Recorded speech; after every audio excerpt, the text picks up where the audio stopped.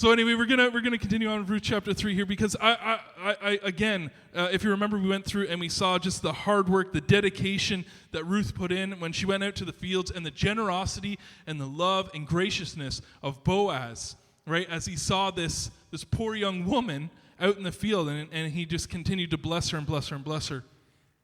And so Ruth chapter 3 starts like this. It says, "One day Ruth's mother-in-law, Naomi, said to her," right? My daughter, I must find a home for you. Now, does anyone else have a different translation that they're reading out of?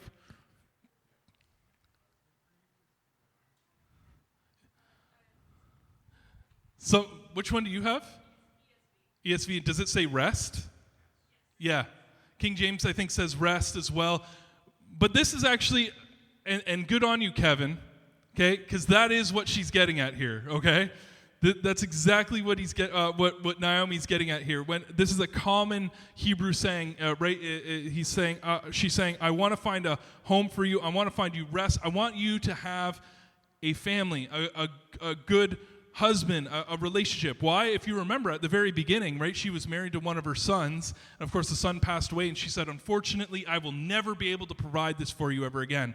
And now, here they've come into this situation. If you remember in chapter 2, she refers to Boaz as the guardian redeemer. Aha, which is of course a Hebrew legal term, right, out of I can't remember if it was Exodus or Leviticus. We talked about it anyway last week.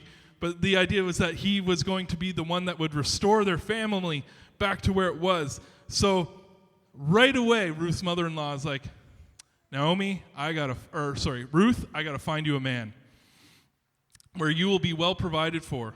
Now Boaz, with whose women you have worked, is a relative of ours. Tonight he will be winnowing barley on the threshing floor. Isn't that just such a romantic location? So go wash, put on perfume, and get dressed in your best clothes. Now, why is this key? When she came back from Moab, what do you suppose? See, back then, they used, we just put on clothes now. It's just a piece of fabric we use to cover our nakedness. But back then, they would have wore very particular things in order to demonstrate to everyone observing them what it was that they were going through. She would have appeared as a widow. And not only a widow, as a widow in mourning, right? She lost her husband, and she's a poor young woman. When she was out there gleaning in the fields, she would not have been wearing her best clothes. She would have been wearing the clothes of a mourning widow to show to everybody, this is who I am, this is what's going on with me. And of course, Naomi's advice is completely opposite. Wash, put on perfume, and get dressed in your best clothes. Now, and then go down to the threshing floor, but don't let him know you're there until he's finished eating and drinking. And then when he lies down, note the place where he is lying. Then go uncover his feet and lie down, and he will tell you what to do. Okay, a couple things. Number one, why is this great advice that if you want a man, you should wash, put on perfume, and get on your best clothes? Because we're that thin, okay? We're that dense. If you look pretty, it's good enough. You got our attention. And then the conversation comes afterwards.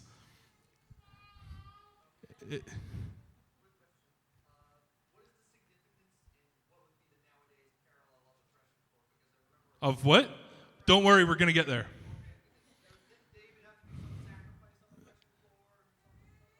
The bull stopped at the threshing floor. Yeah, don't worry, we'll get to that. So she had to wash, right? Go get cleaned up. You've been outside gleaning all day. You're probably sweaty and stinky. Of course, back then, almost everyone was sweaty and stinky because showers weren't a thing. But that was just saying. So, clean up, make yourself smell nice, and then get dressed in your best clothes, okay? Be presentable. Good advice for anyone about to go on a date. Make sure you look decent, right?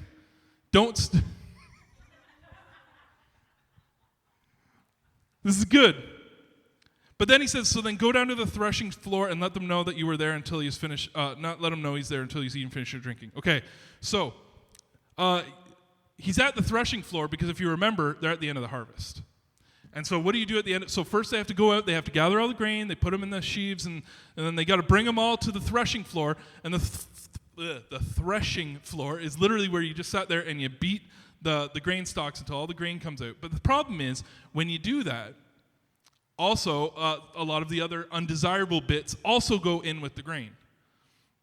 Right? So this is why they're at the threshing floor, and why this is going on. And so it said, no, we haven't got there yet. So so that is why he is there. And why is he eating and drinking there? Because the harvest is a long season, but you got to do it quickly, right? You got to get the grain put away. It's got to be stored. It's got to be dry. It has to be put away and ready to be preserved, right? Because otherwise it's going to spoil.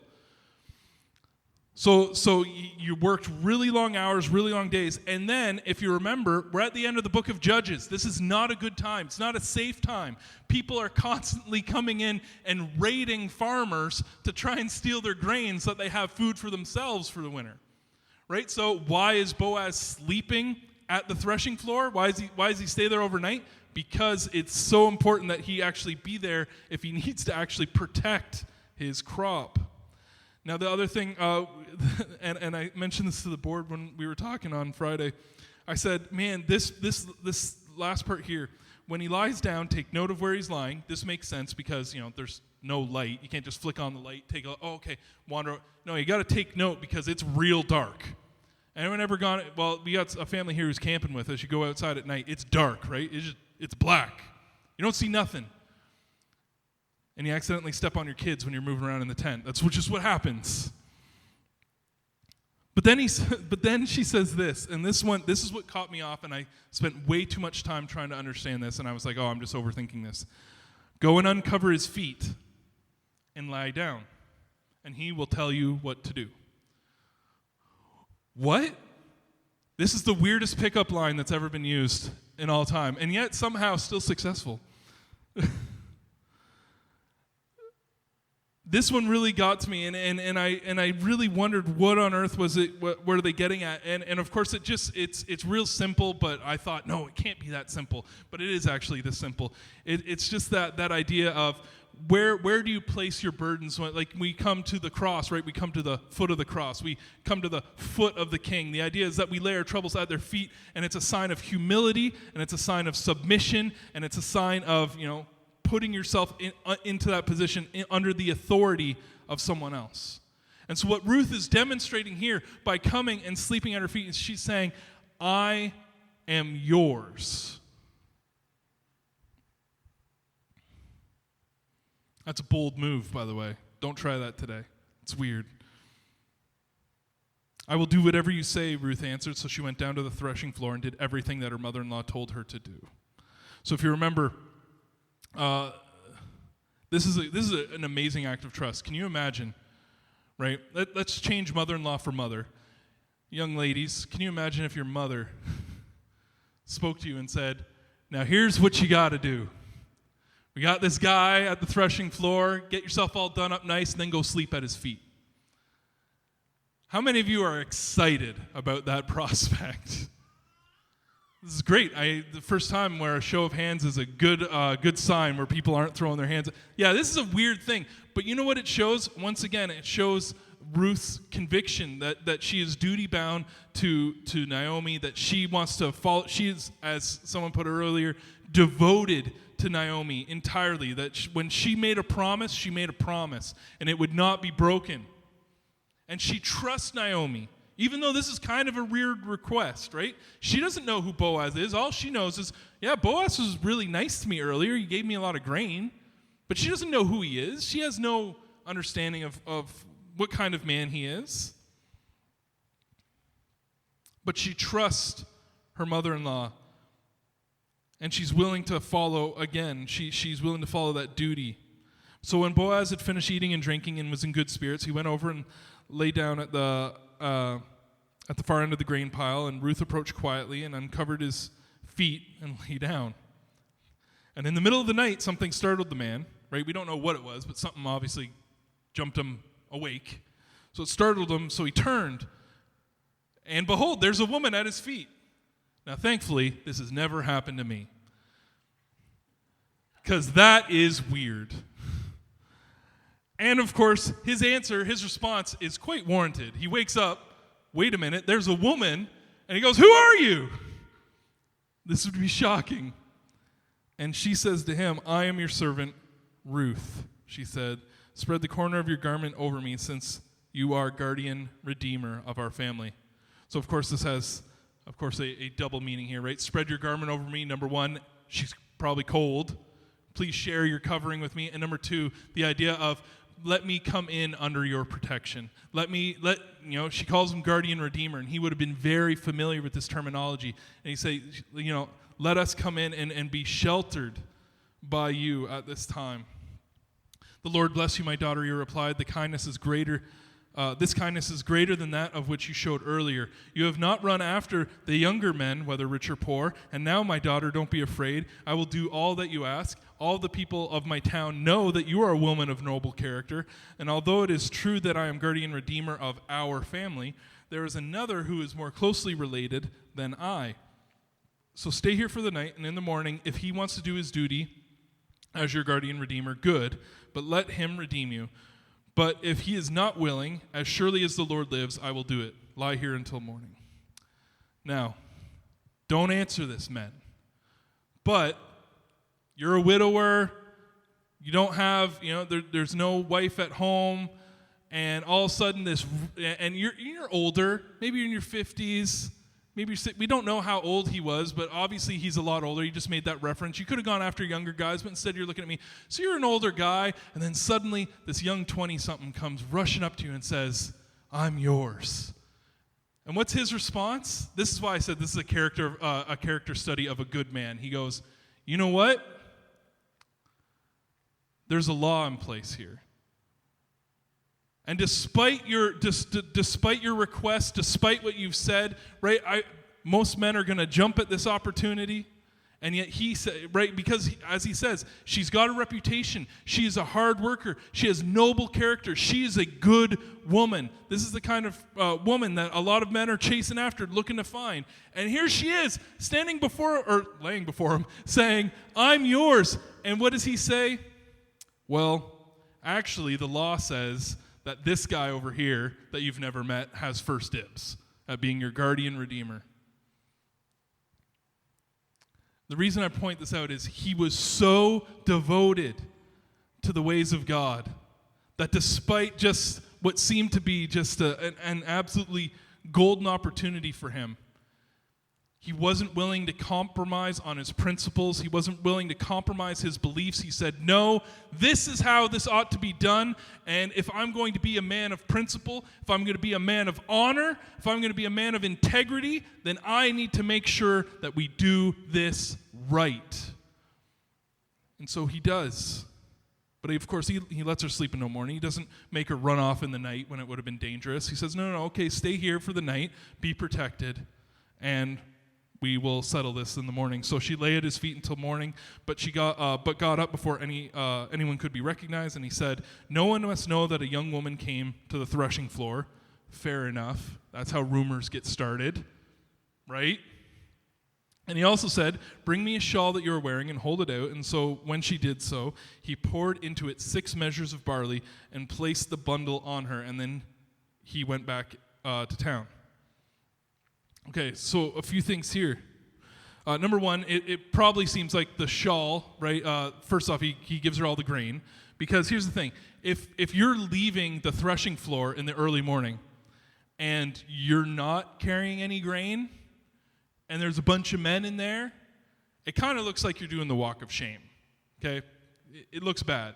But as she's walking away, she's holding all this grain. It looks like, remember we talked about this before, there's all these women that were working for Boaz as well. She just looks like another woman that has been going up to the threshing floor, getting her grain, doing the normal thing. So there's that. The other thing that I want to point out is they're at the end of the harvest. He's supposed to be winnowing. And if you don't know what winnowing is you kind of take this like fork shovel thing. And remember I said you thresh it and a little bit of the chaff gets in with the grain. So you would take the winnowing fork and you would kind of toss the grain up a little bit in the evenings. And so when you did that and you toss it up, the grain's really heavy, so it falls. But the chaff would catch in the breeze and just blow off, right? And so you would have to just keep doing that over and over again to try and get as much chaff out as possible, ideally all of it. And so this was he had a lot of work ahead of him. He had a lot of work yet still to do. But it says instead he went immediately to town. And Naomi's going to point this out later as well. So Ruth ends up coming home to her mother-in-law, and she says, "How did it go, my daughter?" Is this a normal thing? Do women like debrief after a date? Is this like a thing? I'm seeing some nods. I never did with any of my friends, or I never talked to my father about that stuff. They were like, "Oh, you're home? Okay, good." But that was it. Was that the same with you? No? You got debriefed? Man, maybe I just come from a weird family. So anyway, she told her everything Boaz had done for her, and added, "He gave me these 6 measures of barley, saying, 'Don't go back to your mother-in-law empty-handed.' And Naomi said, 'Wait, my daughter, until you find out what happens. For the man, Boaz, will not rest until the matter is settled today.'" Today. Why did he go off to town when he had other work to do? And right, I think it's fair to say very important work to do, right? You got to get the threshing done. You got to get the winnowing done. These things have to be done before the weather turns. Because if you don't, your grain spoils, and then you're not going to eat. This is very important work. But to him, the priority was, this needs to be settled. This matter for Ruth needs to be settled, and it needs to be settled now. First thing he did, he woke up that morning, and he set off to go find this other man who had a greater claim for guardian redeemer, and go settle it with him. It was that important to him to make sure that he followed the law that particularly. Now, I'm not up here saying we need to follow the law that particularly, but what I'm saying is that when God spoke and God asked him to do something, he took it serious. And that's how we need to live today. When God speaks to us, when God tells us to do something, we can't just shovel it off.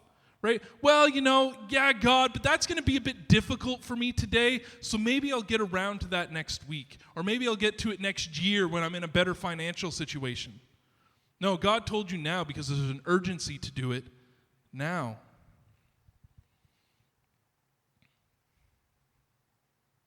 He was willing to take on responsibility, an extra load of responsibility, right? It was not his job to make sure, it wasn't his responsibility to go settle all this stuff with this guardian redeemer business, right? It should have been Ruth going off, but of course Ruth doesn't know who these people are, right? She's a Moabite. But I think this is the sign, once again, this is a sign of how good of a man Boaz was. And if we want to be men of the church, if we want to be men of God, we need to look at a guy like Boaz who said, "I'm going to do this because it's the right thing to do. I'm going to do this because this is an important thing to do. God spoke, I need to take this seriously." And if you say, "Yeah, but the rest of the world doesn't take it seriously. The rest of the world doesn't believe. Our culture keeps rejecting God." He was living at the end of Judges, where the people who claimed to love God didn't even love God.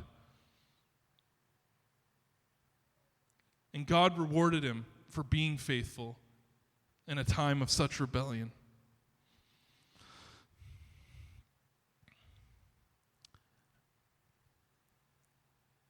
As we go ready to close off the message, I had to include this last little bit in here.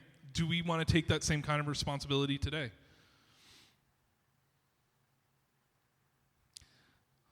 It's just a quick pitch. But many of you have, with some exceptions, many of you have been coming to this church for some time now. You've been a part of things. You maybe even volunteer for things. You're a part of things. You do a lot of things. You're part of the activities. You're part of different events, right? It's a good thing. Are you ready to take up some responsibility of your own? Are you ready to be an actual member? Because about maybe half of you are that regularly attend. Maybe less. I say that to say, usually when you join any other membership of any other thing. It's, oh, okay, I'm going to join a membership so I can get some perks. But when you join a membership at a church, you're actually joining for a responsibility. It's you making a pledge to the rest of the believers that are gathered, and you say, you know what?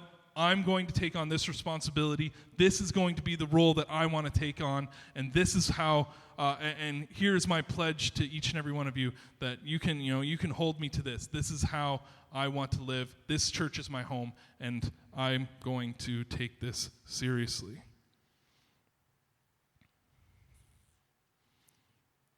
Maybe it's also in your marriage. And you think back, however long you have to think back, depending on how long you've been married. We have some that have been married for, less than 2 years?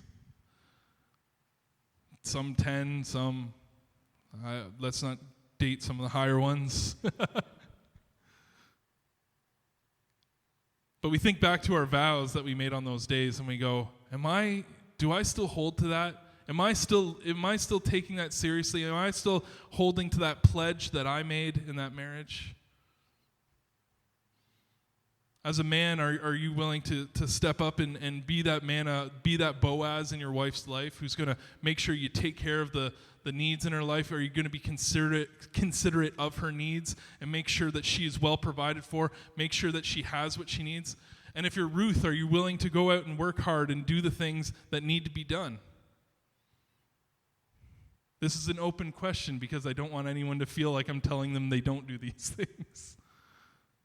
Because maybe you do, maybe you don't. But it's one of those things that as we go to a time of prayer and contemplation, I want us to be able to reflect back on and think of on ourselves. How seriously do I take those pledges I've made in my life? How seriously am I taking the responsibility that's in my life? Am I being like Boaz, or am I going to be like the other guy that we never get his name, but clearly it's his responsibility to become guardian redeemer, and if you don't know the end of the story yet, he's going to reject his responsibility, and Boaz takes it up. So which one are you? Are you the other guy who says, no, that's going to be too difficult. My life's going to be too much of a mess. Or are you going to be Boaz who says, you know what? It's going to be challenging, but it's the right thing to do.